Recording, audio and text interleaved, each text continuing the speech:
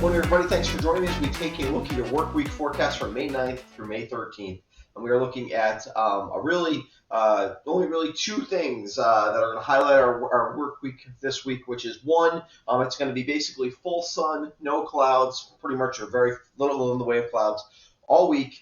Temperatures will be increasing, which means the two big things for this week. First, the first half of the week when we have slightly cooler temperatures, but very low humidity and a little bit of breeze still around will mean higher fire danger. At the end of the week, we get a warm up and a little bit more humidity. It's not going to feel midsummer humid, but a little bit more humidity, which will lower the fire danger, but it'll mean it feels quite a bit like summer with temperatures up in the 80s by the end of the week. So yeah, nice week weather-wise, really going on for us. So here's our the big reason that this is all happening. We have this cutoff low pressure system. I'm going to show you where this is going to move, which is not much the next 3 days. Then it's slowly going to meander across, actually back across the southeastern part of the United States. But because this is here, it's sort of blocking the whole pattern, and it's causing all the rest of the weather to kind of ride up over a big ridge that's about to set up across the eastern part of the United States. And as that happens, slowly we're going to move warm air from the central and southeastern part of the U.S. up across the northeast as this system, especially as the system starts to sink further south and kind of head across the southeast later in the week. But basically, this also means, though, as we're just outside the cloud layer and and certainly the precipitation field, all weekend we were outside the precipitation field, but the clouds kind of affected us, particularly on Friday and Saturday from the storm. Yesterday, the storm started to sink south to where it is now and is going to basically stay there, and that's going to put us in basically the dry area to the north and west of the system and full sun really all week. So yeah, if you've been feeling like it's been gray around lately, and it has, this week's definitely going to change that feeling. Satellite imagery shows the same thing. You can see big swirl in the atmosphere, but you can also see it's not really moving. It's just sort of pinwheeling in place. And you can see we have this big area of dry air to the west. And even though, yes, there are some storms and things well out to our west here across the upper Midwest, that's all going to ride well north of us. And we're going to stay in this dry spot for at least through Friday, probably Saturday, maybe even into Sunday before we start to really see any clouds make their way in our direction with possibly some showers. So we're talking a good over a week here without precipitation. In terms of at the upper levels, you can see the same kind of thing here. This is a classic block situation, Rex block situation, where you have low pressure underneath a ridge at the upper levels, high pressure to the north, low pressure to the south. And when this happens, it usually means that things are not moving in the atmosphere, and that's exactly what is happening. Very classic stuff. That's why I show you that slide. In terms of temperatures, we are chilly to start this morning. I had 26 degrees at my house, which is quite below average, actually, for this time of year. But we will warm up very quickly as the sun comes up this morning, and you can see really that's just across the northeast. We are building a lot of warmth across the central part of the country, and what's happening here is the warmth's building to the north, and then this is going to kind of move from west to east across as the low pressure system starts to push back this way. And the reason we're not going to get real hot and humid is because to get real humid, we'll get pretty warm, but we're not going to get super humid. We'll get a little more humid towards the end of the week, is because the humidity is having to come all the way up the central part of the country and then across from kind of our west to us. And that is certainly, obviously, there's no ocean here, so that makes it a little drier than when we get sort of direct out of the southeast. And that usually happens when we have during the summer. Where their low pressure system is today, we often have a big high pressure system there called the Bermuda High. We usually call it that because it's situated somewhere near Bermuda.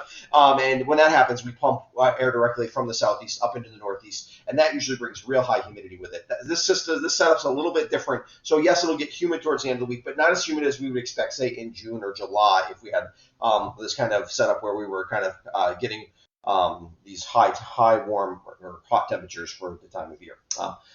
Okay, this is where the low is going to move over the next few days. First of all, you can see for the next 3 days, today, somewhere, today we're just basically due south of Cape Cod. It's going to sink a little further south from where it is right now, down to about the Virginia, North Carolina border. And if you headed east from there, out into the ocean, about just due south of Cape Cod. It's going to move a little further south tomorrow, then maybe jog a little bit further north on Wednesday. But essentially, it's going to sit in this pretty small location for the next 72 hours. And then it does start to drift, as I said, back across the southeast. And the ridge continues to kind of flop over the top of it. And that's when we're going to get more movement west to east of some of those warmer temperatures. So through Wednesday, it's not going to be, we're still going to be average to slightly above average for the next 3 days, but the real warmth doesn't get here until Thursday. So So let's take a look at that work week forecast and the details of it. Like I said, the next 3 days is where the fire danger is going to be pretty high. Probably the most breeze today.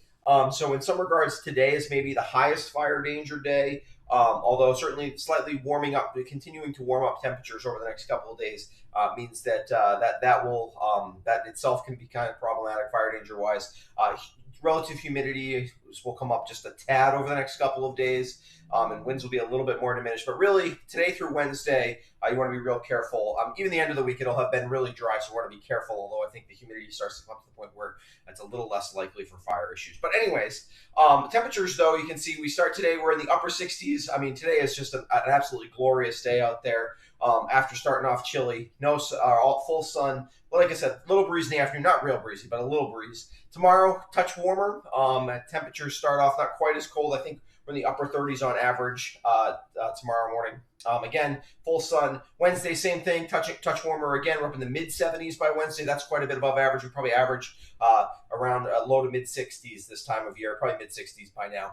So we're about 10 degrees above average. And then Thursday and Friday, we're up in the low 80s. Could even be mid 80s potentially for a lot of the lower level elevations.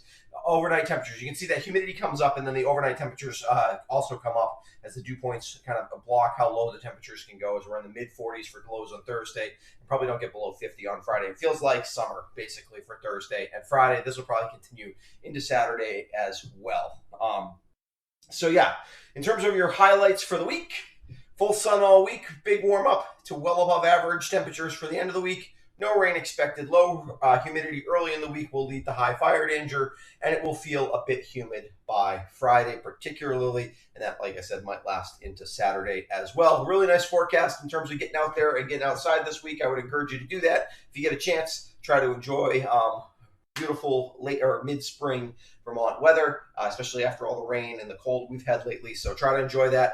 And I will be back on Friday morning with a look at your weekend forecast. I want to give a quick shout out to my patrons who help support what I do. And also, if you haven't subscribed to my YouTube channel before, I'd encourage you to do it because it helps make sure you don't miss any of my forecasts. Thanks for joining me. Like I said, I'll be back on Friday with a look at your weekend forecast.